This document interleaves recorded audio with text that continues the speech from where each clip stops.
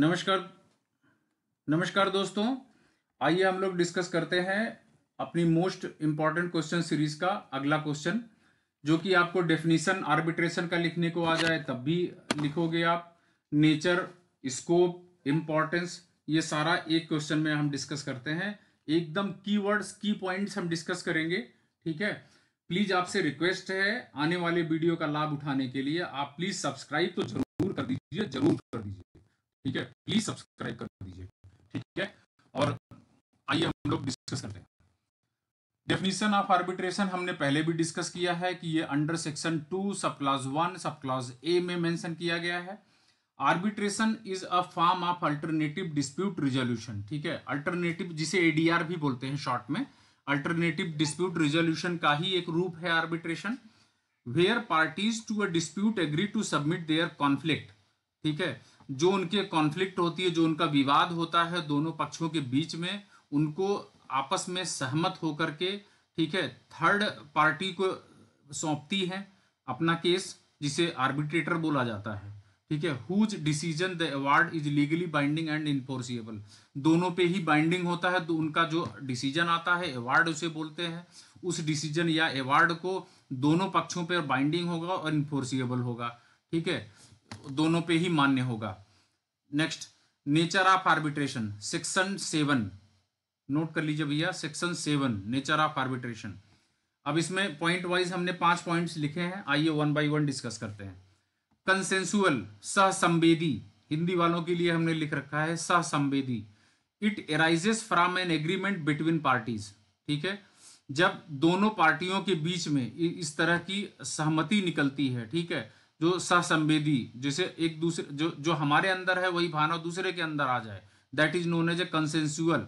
ठीक है, और private and confidential proceedings are not open to the public. ठीक है, जो भी प्रोसीडिंग्स हमारी चल रही है दोनों पक्षों की, वो पब्लिकली हम ओपन नहीं करेंगे। ठीक है, ये प्राइवेट और कॉन्फिडेंशियल रखा जाने वाला पॉइंट होता है। Third, neutral, parties can choose arbitrators, venue and applicable law. Party जो दोनों पक्ष होते हैं वो अपनी आर्बिट्रेटर, जो मध्यस्थ करने वाला पर्सन है जिसको आर्बिट्रेटर बोलते हैं, मध्यस्थ को अपॉइंट करना, चूज करना। ठीक है, उनको वेन्यू सेलेक्ट करना, वेन्यू मतलब स्थान होता है, कहाँ किस जगह हम इसका सॉल्व कराएंगे डिस्प्यूट, उसको सिलेक्शन करना, और उस लॉ को अप्लीकेबल करना, जो भी आप आर्बिट्रेशन यूज करते हैं उन दोनों पक्षों की डिस्प्यूट सॉल्व करने के लिए। ठीक है, इसे कहते हैं न्यूट्रल। ये भी नेचर ऑफ आर्बिट्रेशन है। Next, final and binding. अब ये दोनों पक्षों पे इनका डिसीजन बाइंडिंग होता है। ठीक है, awards are typically not subject to the appeal. ठीक है, ये दोनों पे ही बाइंडिंग होगा और ये अपील का सब्जेक्ट नहीं होता है।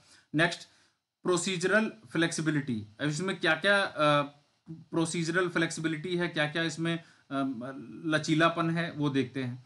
पार्टीज में टेलर रूल्स एंड प्रोसेस। ठीक है, दोनों पार्टियां रूल्स आपस में रूल को साझा करेंगी, डिस्कस करेंगी और बनाएंगी, और उस प्रोसेस को अपनाएंगी जो आर्बिट्रेशन के लिए इस्तेमाल होना है। ठीक है, नेक्स्ट, स्कोप ऑफ आर्बिट्रेशन। इसका स्कोप क्या क्या है आर्बिट्रेशन का? कमर्शियल डिस्प्यूट को सॉल्व करने के लिए इसका उपयोग किया जाता है आर्बिट्रेशन का, कॉन्ट्रैक्ट में, ट्रेड में, कंस्ट्रक्शन में, इट्सेट्रा। ठीक है, दूसरा, इंटरनेशनल आर्बिट्रेशन। इंटरनेशनल आर्बिट्रेशन के लिए, इंटरनेशनल डिस्प्यूट को सॉल्व करने के लिए, cross border trade, investment disputes को सॉल्व करने के लिए इसका इस्तेमाल किया जाता है। ठीक है, क्रॉस बॉर्डर ट्रेड मतलब जो हम एक देश से दूसरे देश के बीच में ट्रेडिंग करते हैं। ठीक है, आयात निर्यात करते हैं, इंपोर्ट एक्सपोर्ट करते हैं। ठीक है, या इन्वेस्टमेंट करते हैं, उनसे रिलेटेड जो भी डिस्प्यूट होगा वो इंटरनेशनल कमर्शियल डिस्प्यूट में शामिल होगा, आर्बिट्रेशन में आएगा। ठीक है, ये भी इसका स्कोप है। Next, labour and employment dispute. जो लेबर और एम्प्लॉयमेंट होगा, जो लेबर होगी, जो कंपनी होगी जिसमें वो कार्यरत होंगे, ठीक है, उनके बीच में जो डिस्प्यूट होगा, चाहे वो डोमेस्टिक हो चाहे वो इंटरनेशनल कमर्शियल वे में हो। ठीक है, कंज्यूमर एंड फाइनेंशियल सर्विसेज हो, स्पोर्ट्स एंड एंटरटेनमेंट लॉ हो। ठीक है, ये सारा चीज स्कोप ऑफ आर्बिट्रेशन में डिस्कस करेंगे। Next, importance of arbitration. ये बहुत इंपॉर्टेंट है, शॉर्ट नोट्स में भी पूछा जाता है कि आर्बिट्रेशन का इंपॉर्टेंस क्या है। ठीक है, आइए हम इसको 5 तरीके से हमने मेंशन किया है, डिस्कस करते हैं। इफिशियंसी, दक्षता, हिंदी में बोलते हैं दक्षता, generally faster than court litigation. ठीक है, जो लिटिगेशन मतलब हित होता है, हित जो कोर्ट के हित के अलावा, ठीक है, ये बहुत ही फास्ट होता है। कोर्ट के अलावा इसका जो आर्बिट्रेशन होता है वो बहुत तेजी से डिसीजन देता है। इनका एक दायरा होता है, एक टाइम फ्रेम होता है, उस टाइम फ्रेम में इनका डिसीजन आता है। ठीक है, इसीलिए इसकी एफिशिएंसी की बात की गई है इसके इंपॉर्टेंस में। नेक्स्ट, कॉस्ट इफेक्टिव, ये कम खर्चे में हो जाता है। ठीक है, इसमें ज़्यादा खर्च नहीं आता। कोर्ट कचहरी के चक्कर में रोज रोज टाइम टू टाइम, जैसे मान लो ये 30 दिन में इन्होंने डिसीजन दे दिया तो कोर्ट में 30 साल भी लग जाते हैं, वहाँ पे एक्सपेंसिव हो जाता है। कॉस्ट इफेक्टिव यहाँ होता है आर्बिट्रेशन में। Less formal and potentially lower legal fees. ठीक है, इसकी फीस बहुत कम होती है, ना के बराबर होती है। नेक्स्ट, एक्सपर्टीज, एक्सपर्टीज मतलब अनुभवी, जो अनुभवी लोग होते हैं उन्हीं को आर्बिट्रेशन के लिए अपॉइंट करते हैं। ठीक है, parties can select arbitrators and subject matter acknowledge. अब इसमें जो जिनको उस संबंधित, उस विवाद से संबंधित जो मुद्दा कभी सुलझाए हो, जिनको उसका अनुभव हो, उसी आर्बिट्रेटर को सेलेक्ट करती है पार्टी। ठीक है, ये एक्सपर्टीज में आएगा। ठीक है, नेक्स्ट, इन्फोर्सिबिलिटी, इन्फोर्सिबिलिटी का मतलब होता है किस पे लागू होगा। ठीक है, जो लागू करते हैं। Awards are widely recognised under the New York convention. जो न्यूयॉर्क कन्वेंशन हुआ था, ठीक है, न्यूयॉर्क कन्वेंशन 1958 में हुआ था, वो आगे आने वाले वीडियो में हम डिस्कस करेंगे इसका।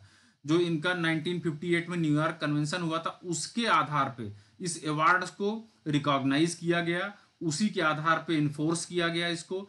ठीक है, नेक्स्ट, रिड्यूस्ड कोर्ट बर्डन, ये जो कोर्ट में हजारों लाखों केसेस पेंडिंग होते हैं, उस बर्डन को सॉल्व करने के लिए कोर्ट ने, सुप्रीम कोर्ट ने, हाई कोर्ट ने ये डिसाइड किया कि एक आर्बिट्रेटर डिसाइड करेंगे, रखेंगे, जो दो पार्टियों के बीच के डिस्प्यूट को मध्यस्थता करके उनको सॉल्व करेगी। ठीक है, इसीलिए कोर्ट का बर्डन रिड्यूस करने की बात की गई, ये भी एक इसका इंपॉर्टेंस है आर्बिट्रेशन का।